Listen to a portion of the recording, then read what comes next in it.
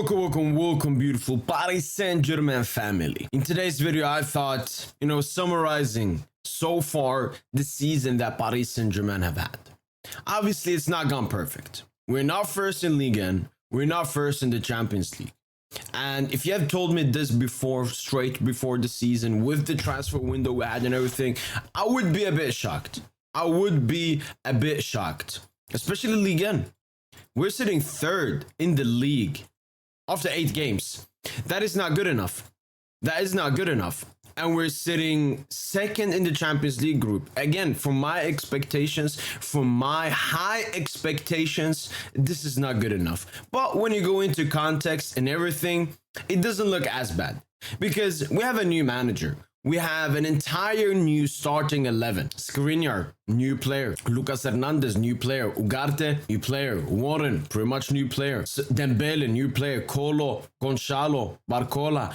All these are new players. And it takes time to build chemistry and get that momentum with a new squad, with new players, with new faces. So I'm not too harsh on PSG at the moment. Obviously, this can't keep continuing on. We need to finish first in that Champions League group, and we need to reclaim our first and top spot in Ligue and Uber Eats. So my thoughts this season is that Luis Enrique came in, and he was not my favorite candidate for this Paris Saint-Germain job. Obviously, it was Jose Mourinho, there was Nagelsmann, there was even Thiago Motta.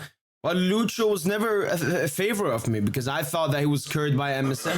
I thought he was cured by MSN at Barcelona, and that success would only stay there. But so far, he's been a really good manager. I can clearly see how he wants Paris Saint-Germain to play, the formation, the animation, the tactic, the system. Also in his press conferences, I mean, he lies pretty much all the time, but at least I like his charisma. At least he doesn't give a fuck what the reporters ask him, or what people say, what this guy says, what that guy says. He does not care.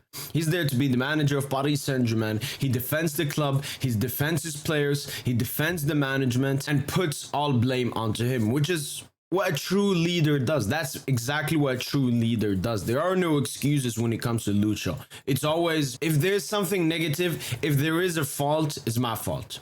It's my fault. It's my fault. And I love that accountability. Second of all, let's look at the new players. I mean, I knew there was going to take time for the players to adapt, but the players have adapted already so much. I mean, Lucas Hernandez is already seen as one of the leaders in the dressing room.